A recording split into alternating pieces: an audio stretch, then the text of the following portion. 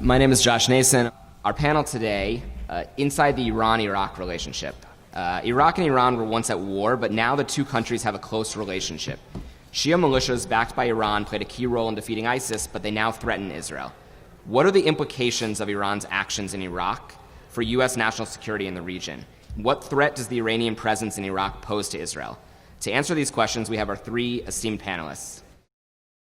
Ben, I'm going to start with you. We know that anti-government protests have rocked Iraq on and off for the past few months since October. At least 500 protesters in Iraq have been killed so far in the rallies, with more than 250,000 wounded and thousands detained. We also know that Iraqi forces have had such a violent response to the protests at Iran's behest, specifically that of the late Iranian IRGC commander, General Qasem Soleimani, who flew to Baghdad to chair a meeting of the top Iraqi security officials in place of the Iraqi prime minister the day before Iraqi forces began to use excessive and lethal force. Given Soleimani's death, have Iraqi forces changed their calculus and approach to the protesters, or is it still business as usual? And how, if at all, has Soleimani's death affected Iran's influence in Iraq? Well, great to be with you, and thanks so much, first of all, to AIPAC for hosting this very important discussion. You know, oftentimes the Iran-Iraq relationship is looked at in ethnic terms, sectarian terms, national terms, and it's always very interconnected, very intertwined, but often at odds with each other, because in the end, these are two different states in the region with different sets of interests. And Iran's long-term goal in Iraq is to find a way to co-opt the state. The war that you mentioned, the bloody Iran-Iraq War, the 1980 to 1988 war, is termed inside Iran the holy defense, sacred defense, Difai Muqaddas. And that conflict really birthed a national security posture and blueprint for Iran that it continues today, which is the export of the revolution. And the material part of that, which we'll get to the protests and the militias in a moment, but the material part of that requires that Iran support states that harbor its ideology, that are amenable to its interests, and if it doesn't, create groups, co-opt groups, and control groups to fight in states that are against its ideology and against its interests. And so what Iran has been doing in Iraq is the attempt to export the revolution, an attempt to create a Shiite-friendly government in Baghdad, and to co-opt that government. So it becomes another pawn in its larger game of strategic competition with Israel and with America and with some of Iran's Arab neighbors in the south, particularly the Gulf Cooperation Council states. Now, where the Iraqi protesters come in is the vector of Iraqi nationalism. You've seen lots of Iraqis rise up in recent months, but really since 2017, 2018, first with fuel protests, then with water shortages, then electricity shortages, beginning in Basra and the Shiite neighborhoods, and dispelling this myth that just because you're Shiite means you're amenable to Iran's interests. And they've stood up and they've protested again and again and again against the essential authorities in Baghdad, which are taking orders more so from Iran than any other foreign state. And they're trying to say an Iraq first policy. We want an Iraq that works for Iraqis. And so they've been gunned down by the security forces led by people like Qasem Soleimani, who know how to put down protests at home and abroad. They were essential to saving the Assad regime. And I think looking to the future, you're more likely to see these militias play a role in quashing these protests violently. This is the lesson that the Syrian civil war has taught Iran's militia network abroad. And then they'll be cross-domain. So if you see Iraqi fighters putting down protests, that's not going to be the end of the battle. You'll likely see them in the Syrian theater. You may even see them doing what Lebanese Hezbollah does, which is to train Shiite Arab forces outside of theater. There's allegations of the Lebanese Hezbollah training these militias in Iraq in the absence of Qasem Soleimani. You also hear reports about that in Yemen, too, with the Houthis. So Iran is trying to use Iraq as this pawn and also trying to co-opt the state. And I think this is very much a work in progress for them. And the Iraqi people, rather than the Iraqi political class, is serving through their protests as the check against those interests. Thank you. Corey, I want to turn to you. Iranian missiles attacked an Iraqi base housing U.S. troops in January, retaliating for the U.S. strike on Soleimani. Since the U.S.-Iran tensions have increased, Iraq has threatened to oust U.S. troops from the country, and though Washington continues to grant Baghdad sanctions waivers for Iranian gas imports. Can you walk us through how the events of the U.S.-Iran-Iraq situation stand today and what the U.S. role is in all of this? Sure. So Iranian forces fired 2 missiles at the U.S. Embassy in Baghdad last night.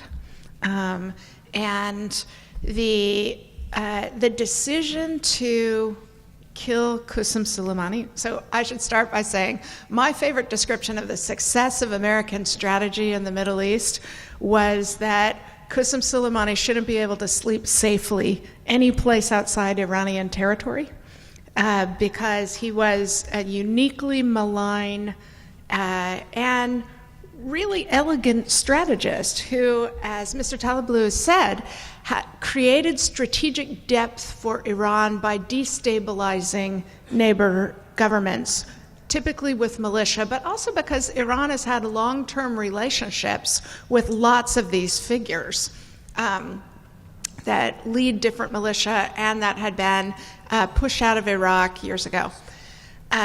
So what is happening is after the killing of Soleimani, the Iranians are scrambling to find somebody who has the smarts and the charisma to be able to play a similar role. And they clearly don't have that person yet. So you begin to see some fragmenting, some difficulty in holding different aspects of the strategy together.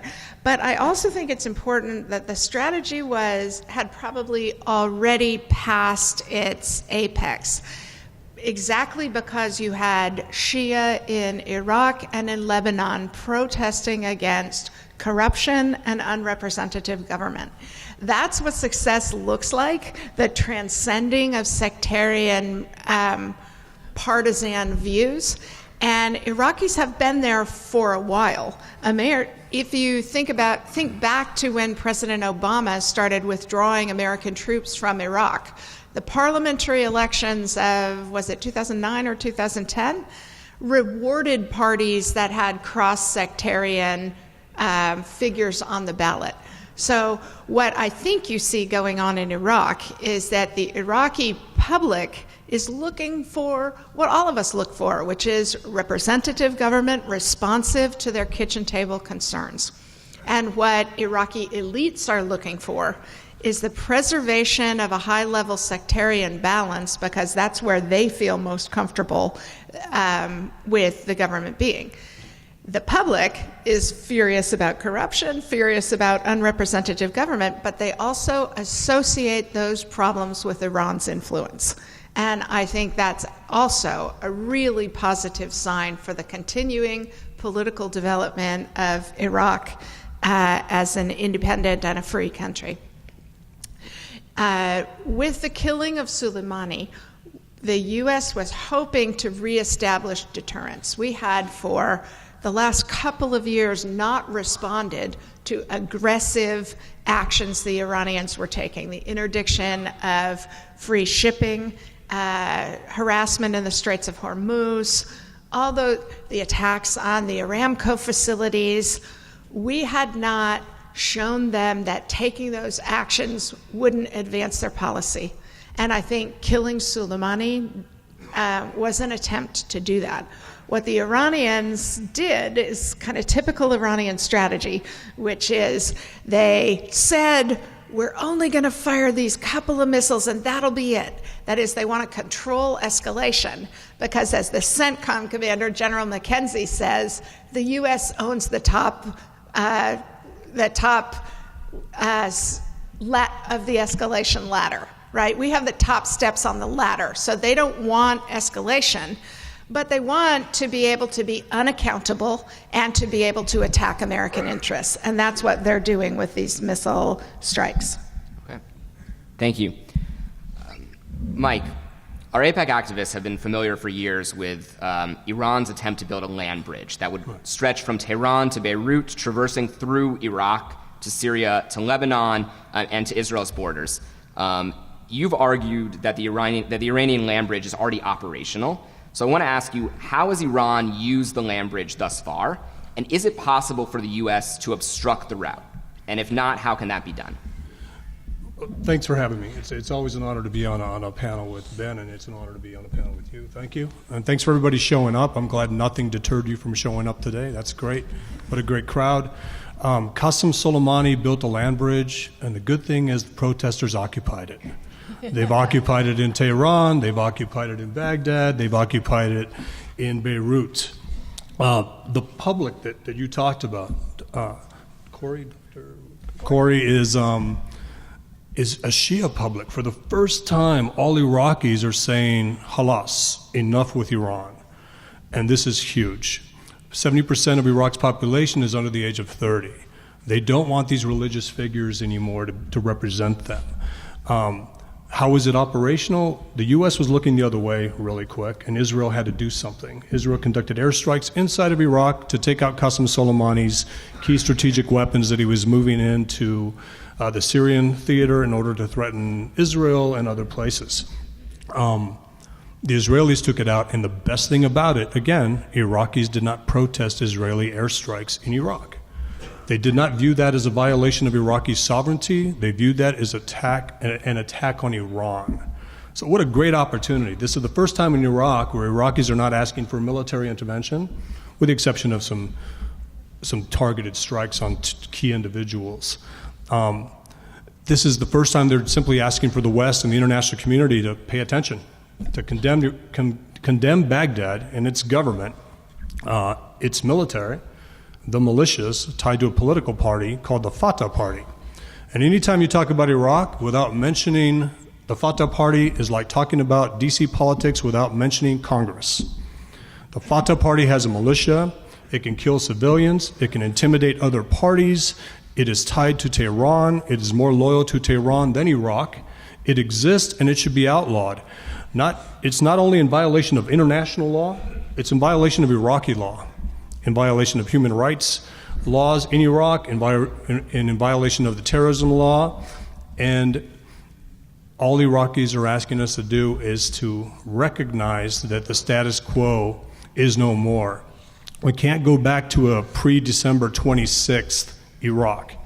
And the reason I say pre-December 26th is on the 27th, they killed an American. His name was Narwaz Hamid, an Iraqi-American translator who was the interface between U.S. Special Operations Forces and the fight against ISIS. These attacks since Soleimani's death, and more importantly, since Abu Mahdi al-Mohandis's death, have not been successful ones. They've been these random attacks on bases without producing casualties. The attack that killed Narwaz Hamid was a 30-round salvo at the K-1 base south of Kirkuk that was instrumental in the fight against ISIS. This was directed by Qasem Soleimani. And of course, we saw what followed after that. We saw the attack on the U.S. Embassy. It was a rehearsal. It was a rehearsal for a 1979 type siege against the embassy.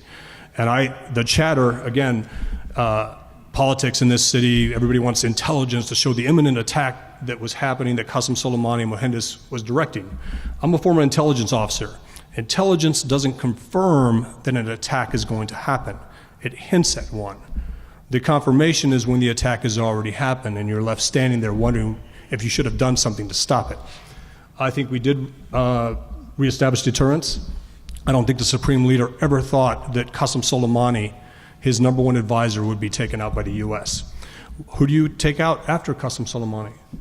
You know, this was President Trump's Operation Praying Mantis moment, if you remember what Reagan did to the Iranian Navy. He decimated half of it, and it was enough of a deterrent strike to get Iran to back down. I would argue that Qasem Soleimani is worth all of Iran's Navy and was worth all of Iran's nuclear facilities. That's how important he was. And there's serious degradation, to your point. They're looking for that charismatic guy to replace. They haven't found him. He's not an Iraqi. They've actually given the Iraq portfolio to Nasrallah. They've given it to Nasrallah, and Ismail Qani, to your point, is afraid to leave Iran. Because unlike the selfie general, Qasem Soleimani, Ismail Qani is not going to walk around Iraq taking selfies with militia leaders. And to just one quick point, the IRGC militias had no successful role in the ISIS campaign. We've got to put that to bed. They lost 8,000 men at the Tikrit offensive before the U.S. Provided air power to the Iraqi security forces. The only militias that participated in the ISIS campaign were the militias wearing federal police uniforms, were the militias in the Iraqi uniform tied to Badr Corps, and some of the key militias such as Asab al-Haq and Kisab Hezbollah. The militias running around with the Ya Hussein flags and the green bandanas and the ones that Qasem Soleimani took pictures with only came in after a successful operation to claim credit. The only successful operation they had was launching crude munitions at Sunni towns and destroying them, and then taking credit afterwards. And the one operation that they did on their own was in a town called Jafar al-Sukr.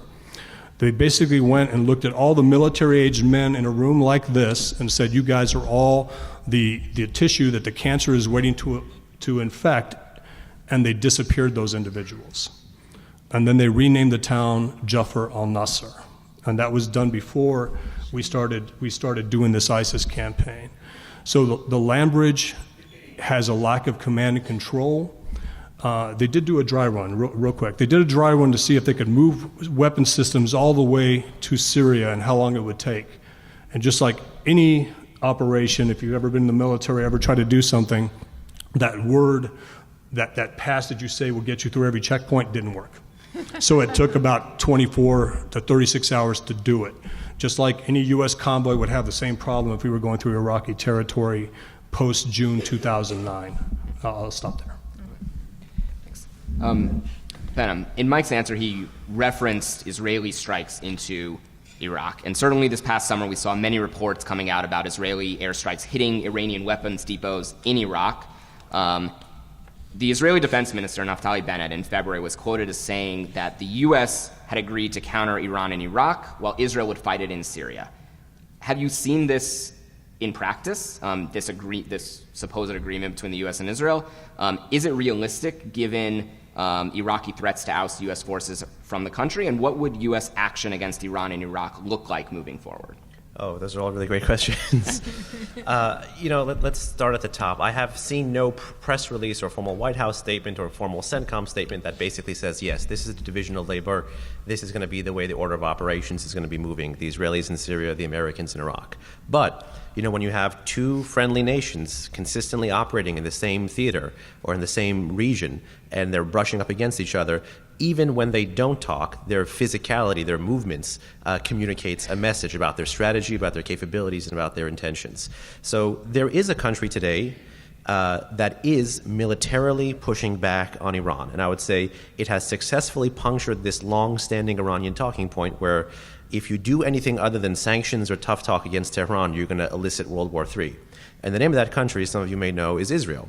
Israel has had countless sorties against Iranian forces, Quds Force members, Lebanese Hezbollah members, pro-Iran Shia militiamen, bases that house Syrian armed forces as well as IRGC Quds Force members in Syria without eliciting World War III. So Israel is the country today in the Syrian theater that is having the most impact on degrading Iran's efforts to operationalize the land bridge that Mike had mentioned.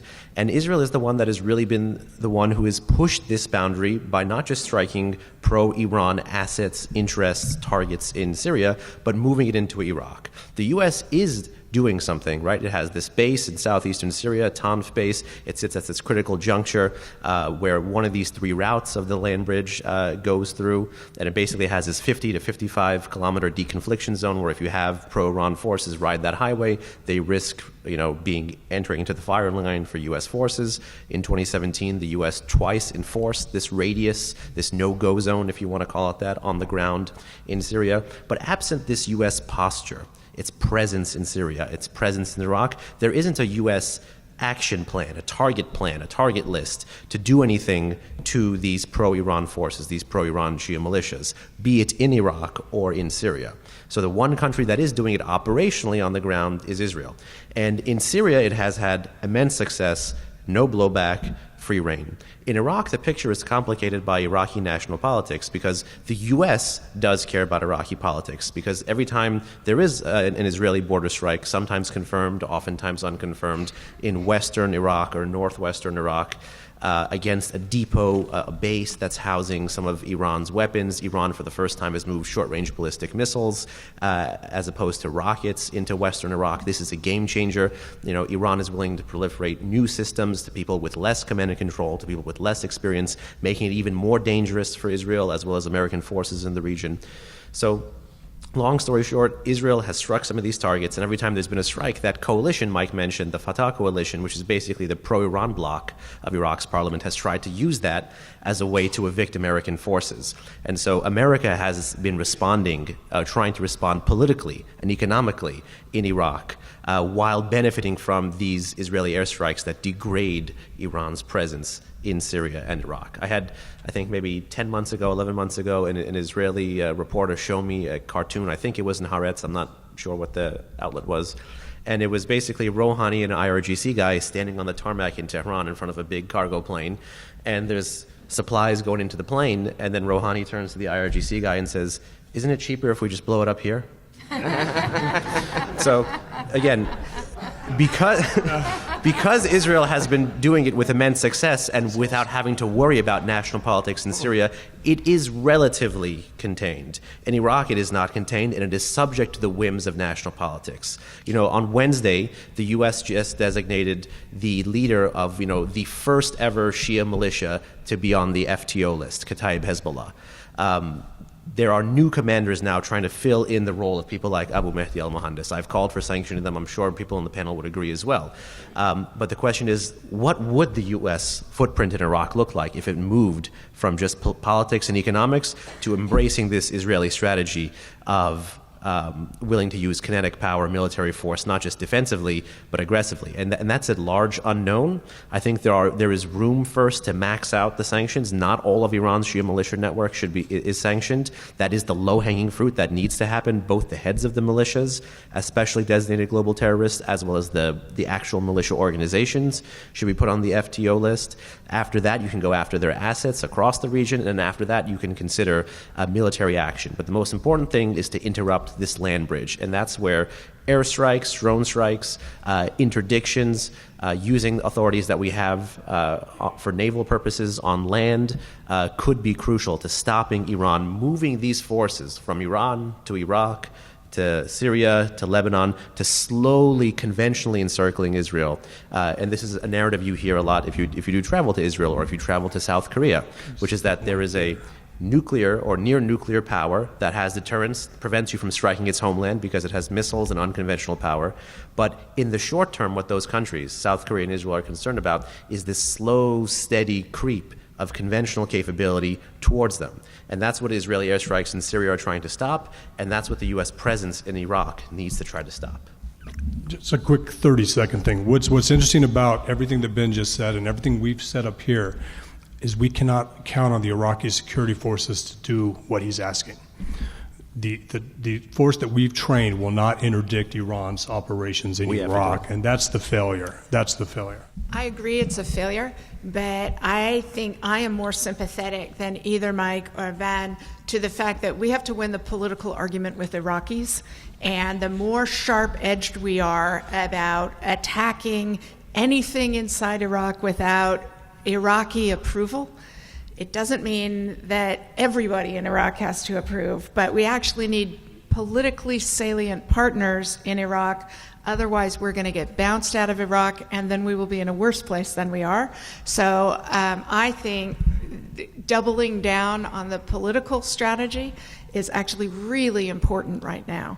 So can I ask you to go a little bit deeper on that? And specifically, I mean, we've talked about a lot of Shia militias, and there's reports out there that Tehran has invested $150 million annually into these PMUs, popular mobilization units, which are operating semi-autonomously from the Iraqi military. Can you describe for us a little bit about what's actually going on with these groups? How powerful are they in Iraq, and what can possibly be done about them? So they got their start in the chaotic aftermath of the American invasion, and in particular posed themselves as protectors of the faithful and got a lot of legitimacy, just as the Muslim Brotherhood got legitimacy in Egypt by providing social services that the government was failing to provide.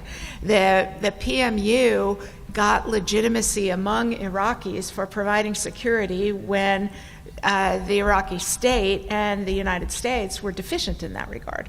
So it's not, in my judgment, it's not a permanent there's not a permanent base of support for the militia. And I think the protests by Shia in Iraq are the demonstration of that this is a winnable argument about governance, about the rule of law, and about addressing political questions that Iraqis are worried about.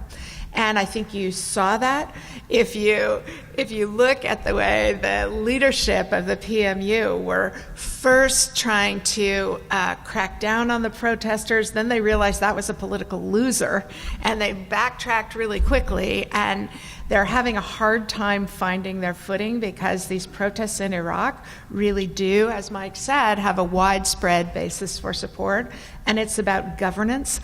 So that's a place the United States can enthusiastically engage with the Iraqis.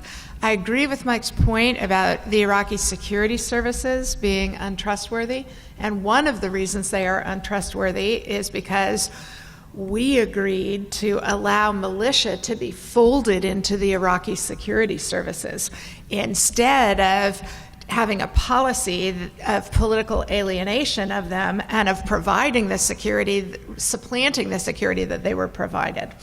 I think the anti-ISIS fight showed the weakness of the militia relative to other actors and the willingness of the United States and of cross-sectarian support for driving ISIS, in particular out of the Kurdish-populated north, got a lot of legitimacy there. So I think this is part of the big sloppy process of the emergence of representative government in Iraq. But the forces of good governance have the upper hand, and so we shouldn't overreact to the militia. In addition to whatever response you have, I also want to throw a hypothetical out for you, Mike, here. All right, sure. The Trump administration obviously has a maximum pressure campaign against Iran, ostensibly to get them back to the negotiating table. And if you look at Pompeo's 12 points and a lot of the messaging that's come out of the Trump administration, they're talking about a broader deal that would encompass Iran's regional aggression, including obviously what they're doing in Iraq. If at some point in the future there is actually a renewed U.S.-Iran negotiation that supposedly was going to deal with their regional aggression, how should the U.S. approach that? What are some of the things that we might want to ask for? I love Chuck Schumer's Iran deal if you simply replace Iran with North Korea. I love Senator Menendez's Iran deal. They want to address regional behavior. They want 24/7 inspections. They want all nuclear sites to be part of the nuclear deal as opposed to carving out a couple of special sites to continue the development. No sanctions relief until concrete steps are taken. U.S. inspectors on the ground. So I want what Chuck Schumer and Menendez want when it comes to an Iran deal. They just haven't said that about Iran yet. I know both of them are against the JCPOA. I spoke with Cardin and Manchin. We got them to change their vote. In a previous world, I was a director of Veterans Against the Iran Deal, a group of intel officers and victims of Iranian terrorism that simply focused on Annex 2, the giveaways, the concessions. For example, why did Qasem Soleimani get sanctions relief under the JCPOA? Why was he told during the JCPOA operations that you would not be targeted? The AUMF does not let us target you. And that's why the shadow general became the selfie general. So I want a tough Iran deal. I think the maximum pressure campaign is working, and I think this is what war with Iran looks like. To Ben's point about the threat, if you do this to us, we will do this. That hasn't happened. There's been a change in weight of Iran's proxies. Lebanese Hezbollah is in a better position than Iran is. Lebanese Hezbollah used to be subjugated to Syria, and now it's in a better position than Syria. We have seen hesitance. We've seen these face-saving gestures from Lebanese Hezbollah and also from Iran. They used guided missiles to miss the U.S. side of an Iraqi base in order to de-escalate. And as a former military guy, I know this is tough language, but we triage casualties. It's eyesight, loss of limb, loss of life, and then it's the other things, the concussions, things like that. So there's no need to rush to the Iran deal. I think the Iran deal was so flawed that it simply was an economic incentives program for Iran, had nothing to do with the nuclear portfolio. The Russians and the Chinese have said that they will hold Iran to the NPT. I think there's stronger language in the Nuclear Nonproliferation Treaty than there was in the JCPOA. But again, I want a Chuck Schumer and Menendez JCPOA because that would be very strong in a new negotiation. But there's no rush. We have our enemies. We talk about election interference. We have adversaries hoping for election outcomes that favor them. We've got to get back to a place where the Islamic Republic of Iran fears a Democrat president as much as they would fear a Republican president holding the regime to international standards. We've got to get back to that. Russia has to fear the same. China has to fear the same. And I think the beautiful thing about AIPAC is I know there's 7 different points of view in here, and if we can all clap at something like that, then there's hope, right? You know, we can get some smart people together to have critical analysis, have some good debate, and come towards not consensus foreign policy that advantages an adversary, but strong policy agreements that disadvantage adversaries and geopolitical competitors.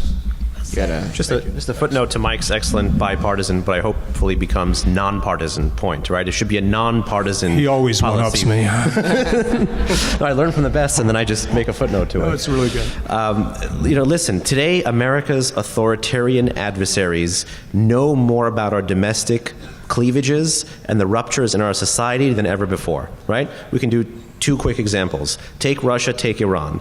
Today, Russia understands because our domestic politics are so public and so vicious and so lethal. Families break apart, political parties break apart, friends break apart, relationships can even break apart. I'll save that story for later.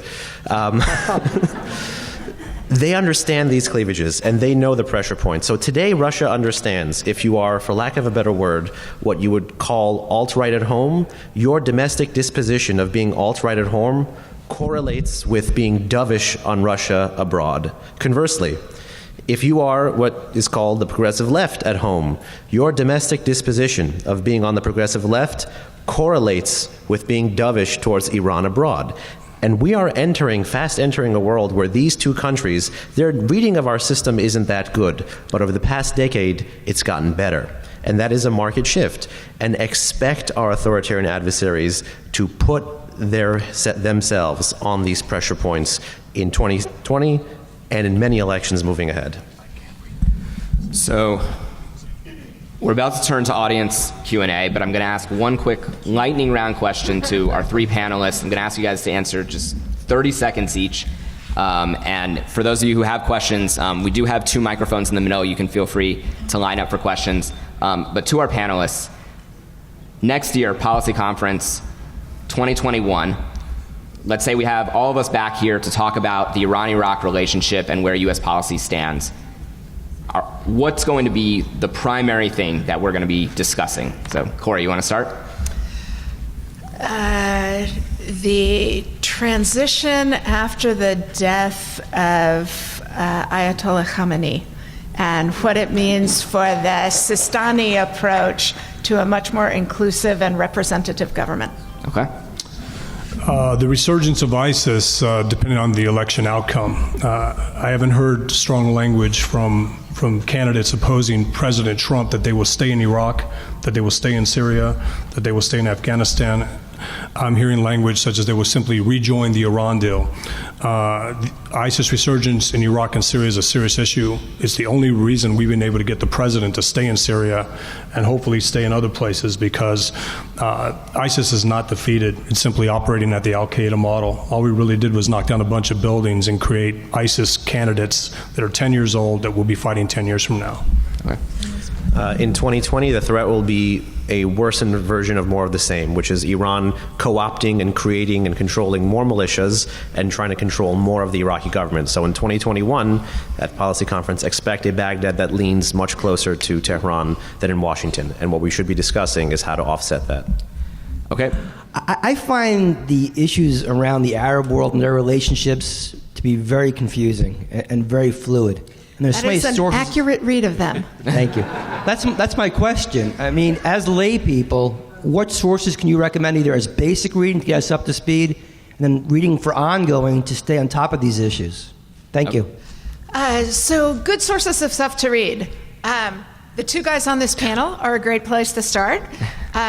Also, Michael Rubin on my team of the Foreign and Defense Policy team at AEI. He's terrific on those issues. As general reading, The Economist is really good on the Middle East. Short, dense, worth keeping track of.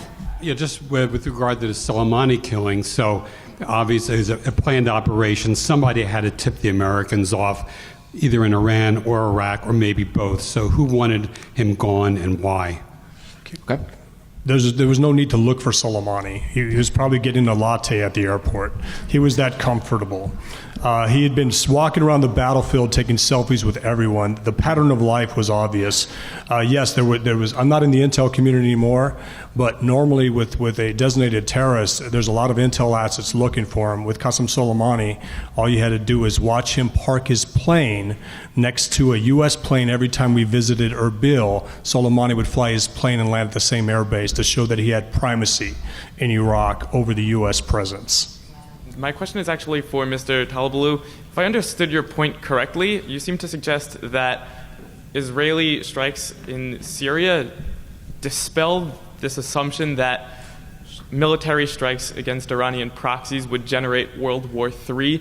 Is that an assumption that we should abandon entirely, or is it possible that Israel can get away with more, so to speak? And if so, why is that the case? It's an excellent question, and it's an assumption Washington had bought into for more than a decade, really from 2006, when you see a qualitative change in our footprint in Iraq, but also the IRGC Quds Force and also the Iraqi Shia militias, people who would become in the future the popular mobilization units. They had this protective cover, which is different Iranian politicians of different factions consistently saying an attack against our interests would be an attack against us. So they put this talking point forward. And in an era when Iran was ramping up its nuclear program and led by a Holocaust denier who used to wear a polyester jacket to come to the United Nations with a zip-up windbreaker, it was believed. And so the Iranians aren't 10 feet tall, but they're not 2 feet tall. They're like 6, 7 feet tall, and you got to know where the qualitative change is. And the Israelis have done an excellent job poking, like through Swiss cheese, tons of holes in their armor in Syria. They haven't eroded it, they've just been mowing the grass, removing some of the most lethal systems or most important people from the battlefield. I think the U.S. could employ this strategy. Again, it's going to be different in Iraq because, again, what Corey was saying, we care about national politics in Iraq. National politics is not an inhibitor for Syrian or American air power for American or Israeli air power in Syria, but it is an inhibitor for this air power in Iraq. So the way the U.S. prosecutes this pushback against Iran is going to vary from theater to theater if it wants to go from political and economic to kinetic. But again, the Israelis have pushed through that model and shown us what happens when you actually do push back. And the Iranians, what is proven is that the Iranians understand escalation dynamics. I am very afraid of rational people because if they have means and they know the ends, they will do whatever it takes to get there. But you have to introduce this thinking of American graduated escalation and risk tolerance to this approach. And they see that with the Israelis. The strike against Soleimani begins to teach it to them about the Americans. So one thing that I didn't hear mentioned was any discussion about the Kurds in Iraq. What do they have to say about things? Do they still have any power, especially vis-a-vis what went on in Syria a few months ago, and their general discordant situation overall internally? So the Kurds have power. There's a new term being brandished about in Iraq, and it's called the forces of moderation. It's Sunni political parties, Sunni Arab political parties, and Sunni Kurdish political parties. We got the Kurds to get away from supporting this government because they had key ministerial positions. They now view the government as something that should be held accountable for the atrocities against the protesters. But the Kurds and the Sunni Arabs are waiting. They when they pushed back against Baghdad, they were defeated. They were attacked with militias. They were killed. They're now seeing the Shia youth. Again, 60% of Iraq is Shia. 70% of the population is under the age of 30. They will ride the coattails of how successful this Shia protest movement is, and they're waiting to see. Government was informed. Mohammed Alawi was not able to form a government. He had until midnight last night to do it. So Abdel Mehdi is now the prime minister again, and they're going to do another compromise candidate. And I'll pass it off to you there. Yeah, I agree with everything Mike just said. I would just add 3 quick points. The first is structurally, Iraq's Kurds hold the presidency, so they have a lot of influence over who is offered the chance to form a government, and that has been an anti-Iran moderating force in the last couple of rounds of attempts to form a government. The second thing is that the Kurdish areas of northern Iraq were the ones most badly decimated by ISIS as it swept through. And so they're still in a rebuilding economically and just socially, right? Rebuilding schools, getting stuff back where it belongs. So if you hear less, it's partly because they're inward focused. And the third thing I would say is just a plea to remember whenever anyone says that, Sunni and Shia have been fighting each other for 7,000 years, and the politics of Iraq are too complicated which is not what you were saying, but what many people say. The Kurds are proof that none of those things are true, right? Because after the 1991 Iraq War, the United States created a safe zone in northern Iraq, populated largely by Kurds. We encouraged humanitarian assistance in there. We stayed for 25 years to help grow a leadership that cared about the kitchen table issues of the Iraqis of the Kurdish areas, and that's why they are the most successful part of the country. Nation building actually can work when we create security and provide long-term assistance. Okay. One quick point. Regardless of whether or not the Fatah party kicks us out of Iraq, we will stay in Erbil to continue the ISIS mission under the UN mandate. We have a very good relationship with the Peshmerga. We have a U.S. base there. And like Syria, we're not invited. We're not invited into Syria by Damascus, and we don't need to be invited by Baghdad into Iraq if ISIS still exists and the Fatah party decides to kick us out of Iraq. I was wondering if you can speak to the threat, how you would assess the threat from North Korea supplying Iran and its proxy Hezbollah with weapons, in particular missiles, that are winding up in the land bridge, and as well as other methods that Hezbollah and Iran are using to skirt the sanctions. So on the North Korea-Iran relationship, it's an amazing relationship. Not much is reported about it, but in the Persian language news world, if you go back to the 1980s archives, you can see pictures of people like Khamenei, Iran's supreme leader, going to North Korea to listen to Iran's old national anthem. Rafsanjani in the 80s took his family there. There are 2 missiles that North Korea has given Iran that have qualitatively improved its ballistic missile arsenal. In the early 1990s, Iran received from North Korea its first liquid-fueled, medium-range, nuclear-capable ballistic missile. It's called the Nodong-A in the Korean world. It's a modified Scud. The Iranians call it the Shahab-3. The Shahab-3 is the first in a system of missiles that Iranian news outlets publicly call Israel-hitting missiles. They're telling you what this missile is designed to do. It has a single conical warhead, heavy payload, can carry conventional and unconventional payloads. That was in the early 1990s. Every medium-range ballistic missile that Iran has had that is liquid-fueled has been a variant of this North Korean system. So it's the gift that keeps on giving. Now, in the mid-2000s, there's been a report of another system, the BM-25, the Musudan. Iran calls that the Khorramshahr. That was the missile that was tested a couple of times in 2015-16, if I'm not mistaken, and then basically was used to respond to Trump's inauguration, because a week after he was inaugurated, this is Iran's response to it, and it begot a whole series of sanctions against Iran's missile program that grew under the Trump administration. Both of these are dangerous nuclear-capable systems. To date, Iran has not proliferated these systems on the land bridge. But it has proliferated a series of land attack cruise missiles, short-range ballistic missiles. Lebanese Hezbollah has an anti-ship cruise missile that's actually a variant of a Chinese system that Iran got from China at the end of the Iran-Iraq War.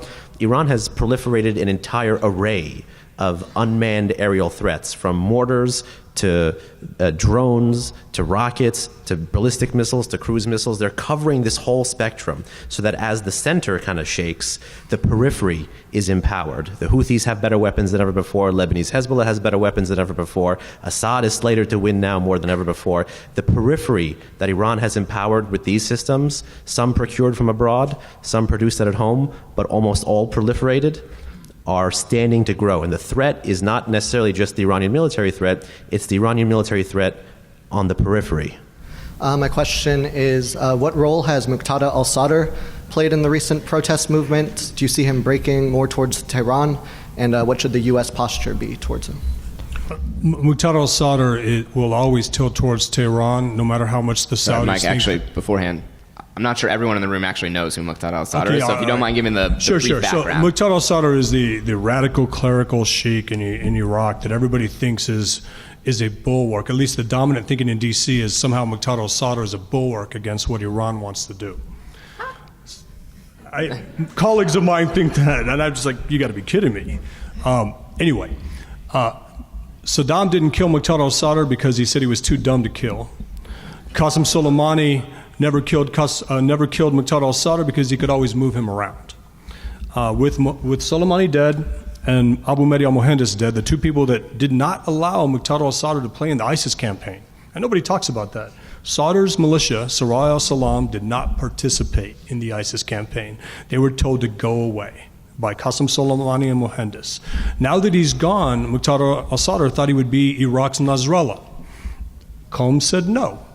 They don't like Muqtada al-Sadr. They want Qais Khazali to be the guy. The best part about that is they hate each other, because Soleimani pulled Qais Khazali, who is a designated terrorist from Kitab Hezbollah. He went to full FTO designation the day after we killed Soleimani.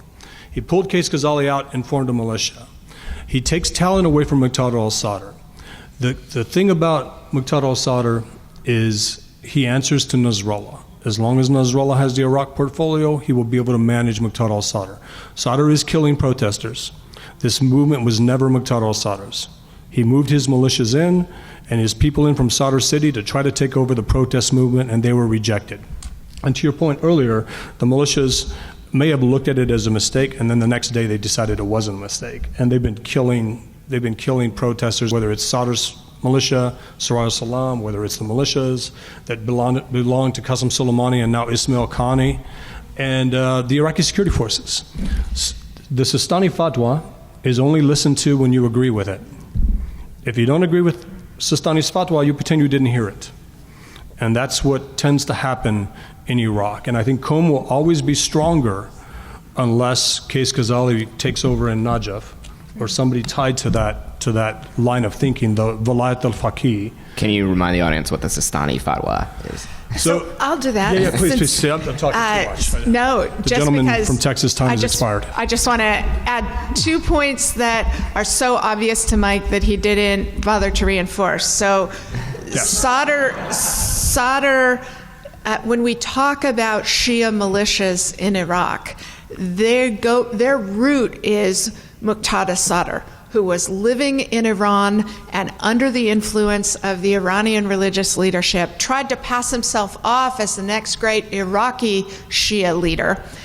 Ayatollah Sistani, who is the senior Shia cleric, he's in Najaf, he's Iraqi, and he has been an advocate of continued democratization in Iraq. So he's the sectarian challenge to the Iranian model, because he believes in democracy, he believes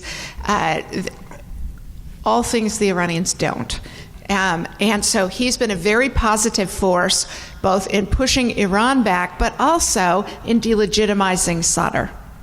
I was wondering if any of the panel could say a little bit more about Russia in this whole relationship. Is Russia, I guess specifically, is Russia just sort of being opportunistic, making trouble for the United States when they can get away with it, or do they have a deep strategic interest that they're willing to go to the mat for?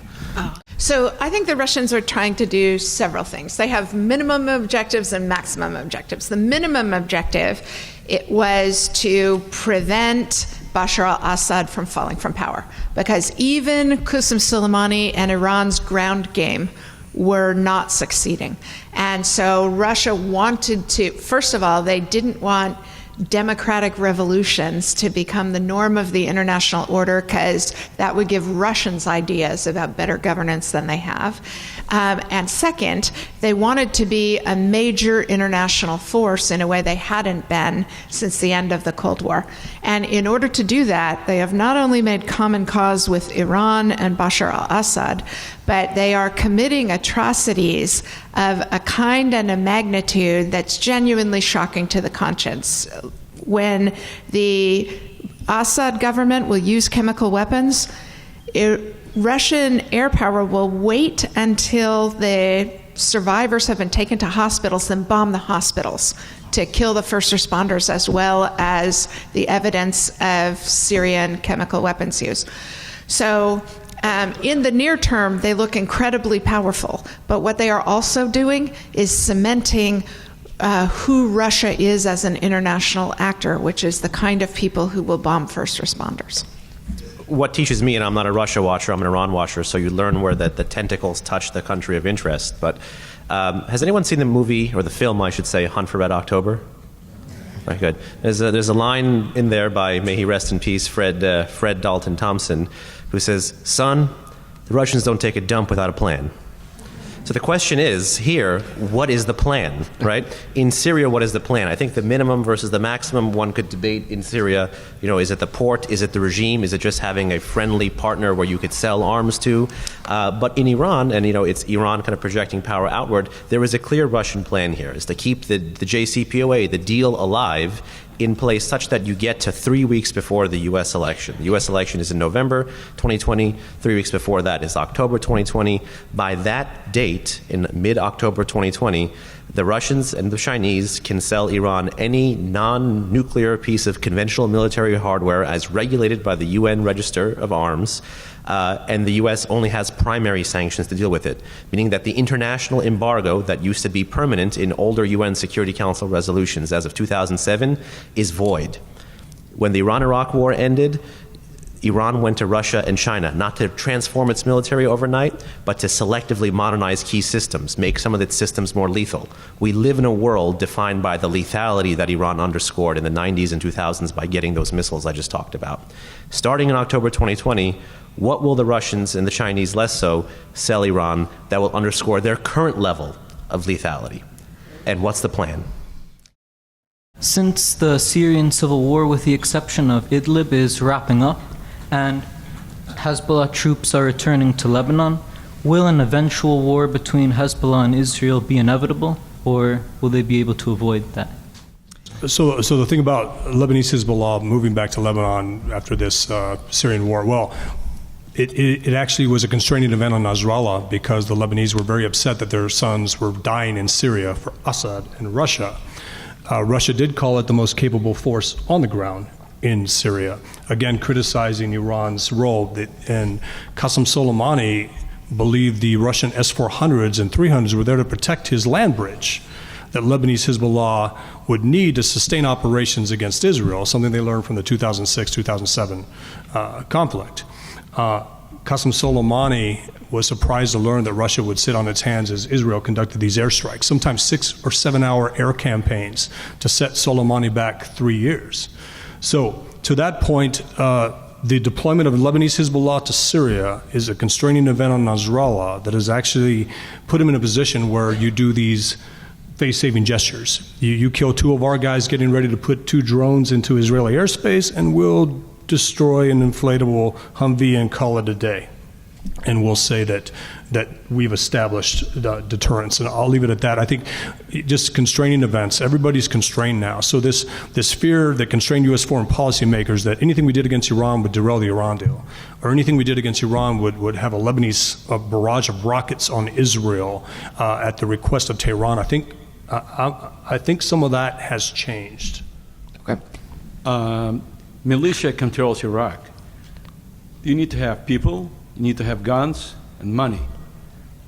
People, we know they have there. What about money and guns? Where are they coming from? The militias have a political party. It's called the Fatah Party. The militias have been integrated into the Iraqi security forces. They have commanders that are designated terrorists, and they control a budget of $1.6 billion a year for salaries. And they don't pay the 100,000 militia members' salaries. They only pay the 20,000 that belong to the militias tied to Tehran. They've also infiltrated all sectors of the Iraqi economy. And that money, again, goes to Tehran, and out of that, a fraction is paid back to the militias. So it's just a cycle. They aren't rogue gangs running around. They wear suits. They pass legislation, they intimidate rivals, they decide who the prime minister is, they're loyal to Tehran, and they are in violation of U.S. law The U.S. is, the Leahy Law, Global Magnitsky are being violated right now based on the fact that U.S. dollars are going to an Iraqi government that gives $1.6 billion to these terrorist groups that Ben was talking about, that now have official positions of the commander of the Hashd al-Shabi, deputy commander of the Hashd al-Shabi. They are border corps positions for the commander, and the deputy commander is a Kitab Hezbollah billet. So they have a lot of access. They can use Iraq's economy to continue to pay for this stuff. Yeah, regarding the assassination of Abbas al-Musawi back in the 90s, and Iranians came and blew up the Argentinian embassy, do you think the same thing with Qasem Soleimani and al-Muhandas? Do you think that there's a possibility of being attacked? People like John Brennan said that maybe not today and tomorrow, but maybe sometime in the future. And how powerful also do you think Sepah al-Quds is going to, as the al-Quds force, how powerful do you think and capabilities and what they can do? Is this over? Is Iranian retaliation over?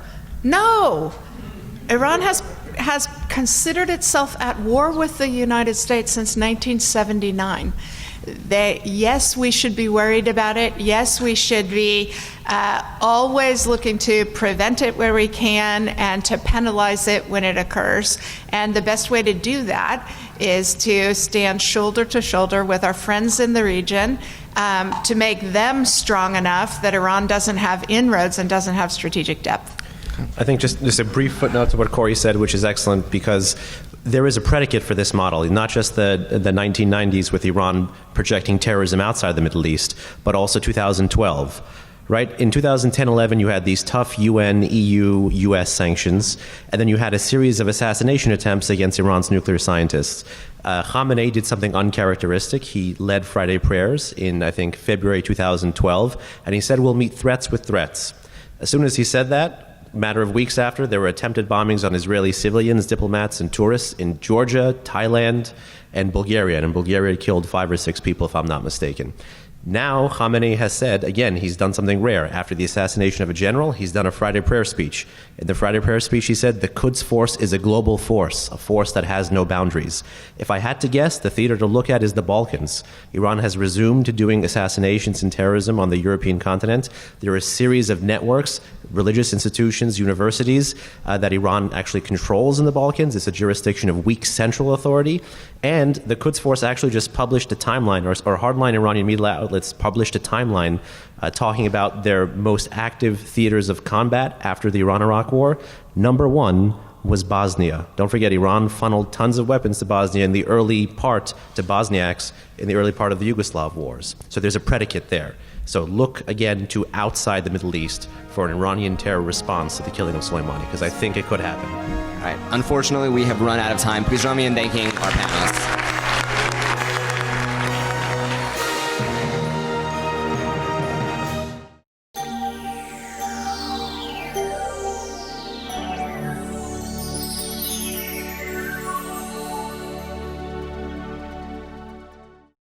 We would be pleased to send a complimentary DVD of this program to anyone who wishes to support JBS with a tax-deductible gift of $36, double high or more.